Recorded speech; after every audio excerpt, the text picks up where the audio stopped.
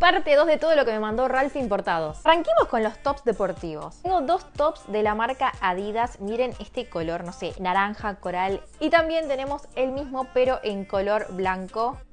Me conocen a mí, saben que yo muero por este color. Y cuando vi esto, no lo podía creer. O sea, lo llamativo que es este color. También el mismo en color lila. También recibí dos remeritas, una lila también de Nike, que me parece bárbara para entrenar. Y por último, esta que es de Abercrombie, que a mí la calidad de Abercrombie, Hollister, me parece excelente y es un algodón tan lindo. Así que esta es una básica hermosa que me encantó.